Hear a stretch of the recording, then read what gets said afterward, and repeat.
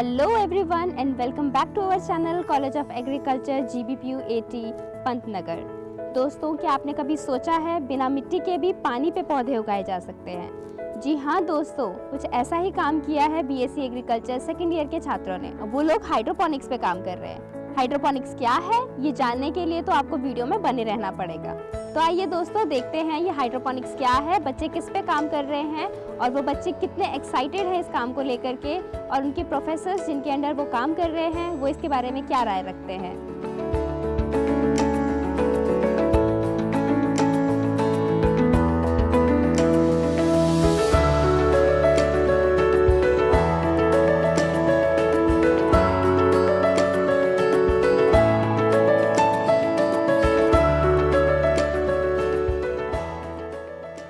मैं प्रारंभ से ही सोचा करता था, जब मैं यहाँ महाविद्यालय में आया था, इस महाविद्यालय के जो कृषि स्नातक के बच्चे, जो एग्रीकल्चर ग्रेजुएट्स है, जो एग्रीकल्चर में पढ़ाई करने आते हैं, उनके लिए हैंड्स ऑन के लिए, उनकी स्किलिंग के लिए इस महाविद्यालय के अंदर ही बहुत सारी इकाइयाँ होनी चाहिए।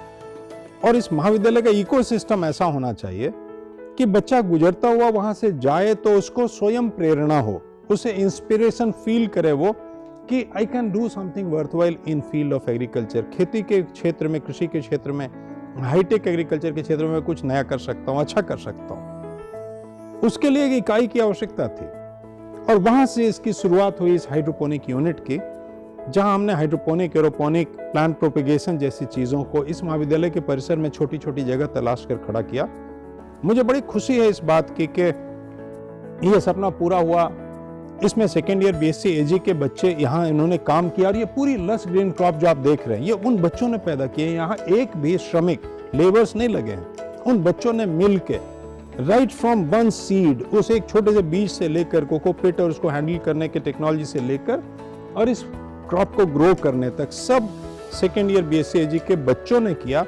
लगभग 170 बच्चों ने मिलकर ये पूरी यूनिट खड़ी की और आज वो बच्चे कॉन्फिडेंट हैं, विश्वास के साथ हैं। वो ये कहते हैं कि ये पूरी इकाई मैं अकेले चलाने में सिद्ध हो गया हूं। I have become competent to handle the complete unit by my own self. ये कहने की हिम्मत उनके अंदर आ रही है। ये सबसे बड़ी सफलता इस इकाई की, और ये स्वप्न जो महाविद्यालय का है वो उस दिशा में हम एक कदम बढ़ पाए हैं। अभी जो ये हमारे साथ खड़े हैं ये सब BSc एग्रीकल्चर सेकेंड ईयर के स्टूडेंट्स हैं सब लोग, और इन्होंने ही ये पूरा लगाया है अपना हाइड्रोपोनिक्स का। और ये एक सेमेस्टर पूरे से वर्क कर रहे हैं तुम लोग इस पे, ठीक है। और इनके अपने ही इन्होंने खुद से ही इसको स्टार्टिंग सीड से लेकर के पूरा प्लांट से लेकर के और इनको बेचने तक का भी पूरा प्रोसेस इन्होंने कराया है। तो ये लोग ही हमें एक्सप्लेन करेंगे क्यों, है ना? तो ये लोग एक्सप्लेन करेंगे पूरा कैसे इसके अंदर इन्होंने काम किया है और क्या क्या इन्होंने रखा है। और चलो गौरव से स्टार्ट करते हैं।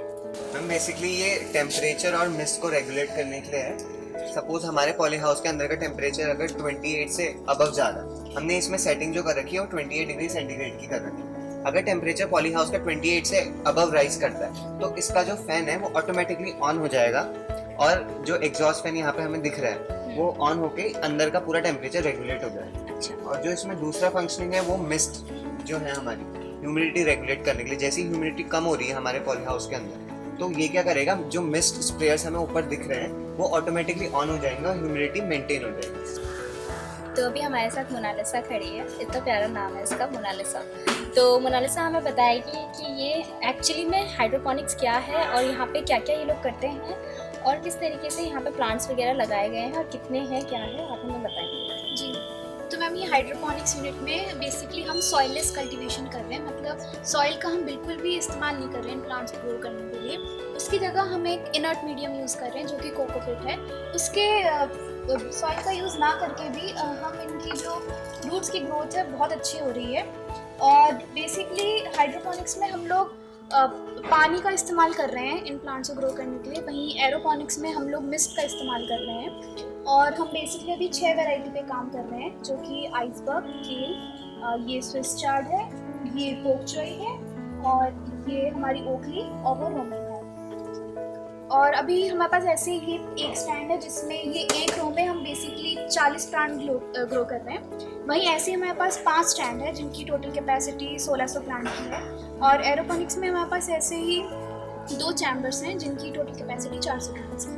अब हम शुरुआती दौर में इन नेट पॉट्स को लेते हैं और नेट पॉट में कोकोपीट भरते हैं। इसका कोकोपीट का हम पीएच पहले से मेंटेन करके रखते हैं। उसके बाद जो सीड्स होते हैं हम इनकी डायरेक्ट सोइंग करते हैं, यानी कि सीड को हम 1 से 2 सेंटीमीटर के अंदर इसमें दबा देते हैं। उसके बाद 9 से 10 दिन के अंदर हमें सीडलिंग्स मिल जाती हैं जो करीबन इस स्टेज में होती हैं। इस स्टेज के बाद हम इन्हें स्टैंड्स में ट्रांसप्लांट कर देते हैं और फिर न्यूट्रिएंट मीडियम प्रोवाइड करते हैं। तो इसमें हम देखिए हम ऐसे सर्कुलेट करते हैं, यहीं से वाटर और न्यूट्रिएंट सर्कुलेट होते हैं इस पाइप से, यहाँ से कनेक्ट होके वो वाले पाइप में जाते हैं, यहाँ से वाटर एंटर करता है और वहाँ से वाटर एग्जिट करता है। और यहाँ पे वाटर के साथ न्यूट्रिएंट्स भी चल रहे होते हैं, न्यूट्रिएंट्स भी साथ में ही होते हैं, छोड़ कर रहे होते हैं और वाटर को न्यूट्रिएंट और वाटर मिलता है। 3 आवर्स के गैप में हम यहाँ 3 बार आते हैं, इसको चेक करने आते हैं कि वाटर सही से सप्लाई हो रहा है, इसका पीएच मेंटेन है कि नहीं है, इसमें न्यूट्रिएंट्स प्रॉपर्ली रूट्स तक पहुँच पा रहे हैं कि नहीं पहुँच पा रहे हैं। और फिर हम ये भी चेक करते हैं कि ये जो इसके लीव्स में है कोई डिसीज़ तो नहीं लग रही है,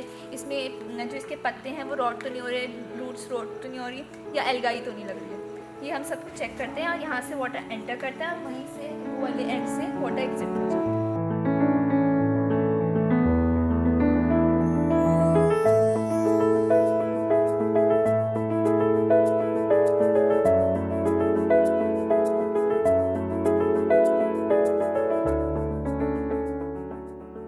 तो अभी हमारे साथ दीक्षिता खड़ी है। दीक्षिता हमें बताएगी कि इसकी इम्पोर्टेंस क्या है और कैसे हम इससे बेनिफिट ले सकते हैं। यस मैम, हाइड्रोपोनिक यूनिट सबसे पहली जो इसकी इम्पोर्टेंस है वो ये है कि हम छोटे से एरिया में काफ़ी ज़्यादा प्लांट्स उगा सकते हैं। इतने से एरिया में हमने 1600 प्लांट्स ग्रो किए। अभी तो ये लीफी वेजिटेबल्स हैं, लेकिन हम इसकी जगह स्ट्रॉबेरी प्लांट्स भी उगा सकते हैं। तो आप देख सकते हैं कि इतने छोटे से एरिया में इतना ज़्यादा प्रोडक्शन हो रहा है। और दूसरी सबसे इम्पोर्टेंट बात ये है कि आप हर एक प्लांट में आप आराम से उसकी देखभाल कर सकते हैं। हर एक प्लांट को आप उसके अकॉर्डिंग ग्रो कर सकते हैं। जैसे अगर हम लीफी वेजिटेबल्स की ही बात करें तो कोई किसी डिशेस में हमको वो बहुत क्रिस्प चाहिए होता है, कहीं पे वो बहुत सॉफ्ट चाहिए होता है। तो ये सारी क्वालिटीज़ जो उसकी होती है वो न्यूट्रिएंट्स के थ्रू हम लोग डिटरमाइन करते हैं। तो आप यहाँ पे इंडिविजुअल केयर प्रोवाइड करके आप जो आप प्रोडक्ट देने वाले हैं उसके अकॉर्डिंगली आप इस चीज़ को प्रोड्यूस कर सकते हैं। तो इसकी सबसे बड़ी इंपॉर्टेंस है। और दूसरा ये है कि जब आप लैंड पे कोई चीज़ उगाते हैं तो आपको काफ़ी सारे लैंड ऑपरेशंस करने पड़ते हैं, इंटरकल्चरल ऑपरेशंस करने पड़ते हैं। देन आप जब क्रॉप्स को स्विच करते हैं तो आपको लैंड को थोड़ी देर के लिए वैकेट भी करना पड़ता है, गुड़ाई। तो इसमें ये चीज़ें नहीं होती है। आप जब एक क्रॉप को हार्वेस्ट करेंगे तो उसके बाद आप एक दिन में भी ये पूरी यूनिट क्लीन करके आप अपनी नेक्स्ट रोटेशन इसमें शुरू कर सकते हैं। तो ये आपका बहुत ज़्यादा टाइम भी सेव करती है।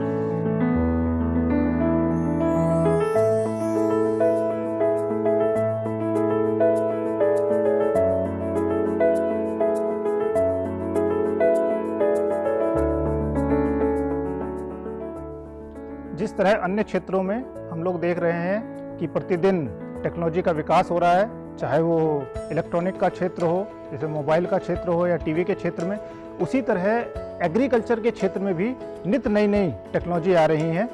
और इसी में एक टेक्नोलॉजी है हाइड्रोपोनिक और एरोपोनिक तकनीकी। हम लोग जो 5th डीन कमेटी है, इसमें जो कोर्सेज हैं उसमें हाइड्रोपोनिक और एरोपोनिक के बारे में छात्रों को, जो स्टूडेंट हैं, उनको जानकारी लगातार दे रहे हैं। परंतु एक कमी हम लोग यहाँ पर जो है महसूस कर रहे थे कि इसका व्यावहारिक ज्ञान या प्रयोगात्मक ज्ञान, जो प्रैक्टिकल जानकारी है, वो हम अपने स्टूडेंट्स को नहीं दे पा रहे थे। तो डीन सर ने नायब की ओर से ये जो है प्रोजेक्ट सोचा कि जो हम छात्रों को पढ़ा रहे हैं उसके बारे में भी छात्रों को जानकारी हो सके। तो इसके लिए ये हाइड्रोपोनिक और एरोपोनिक यूनिट का स्थापना की गई है। हमारी जो एक नई शिक्षा नीति आई हुई है, उस नई शिक्षा नीति का एक जो मुख्य उद्देश्य ये भी है कि बच्चे हैंड्स ऑन ट्रेनिंग करें। तो हैंड्स ऑन ट्रेनिंग में हम लोगों ने यहाँ पे हाइड्रोपोनिक्स और एरोपोनिक्स की यूनिट लगी हुई है। इसमें बीएससी स्नातक के जो बच्चे हैं सेकेंड ईयर के, वो आकर के यहाँ काम करेंगे और जितनी भी एक्टिविटी हैं, जैसे कि पौधे की बीज सोइंग करना है, बीज को बोना है, बीज की आगे के जितने भी न्यूट्रिएंट्स मिलाने हैं, इनका रोज चेक करना, पीएच और ईसी रोज चेक करना है, ये सारे बच्चों के द्वारा ही किया जाता है। और कोई भी इसमें यदि कोई प्रॉब्लम आती है, कोई समस्या आती है, तो ये बच्चे को द्वारा ही फिर इसको निदान किया जाता है। इसका मुख्य उद्देश्य यही है कि बच्चे एरोपोनिक्स और हाइड्रोपोनिक्स के बारे में सारी चीज़ें जानें और अपने जो आगे उद्यमिता के लिए और अपने कृषि आधारित स्वरोजगार में इसको आगे बढ़ा सकते हैं और आगे काम कर सकते हैं।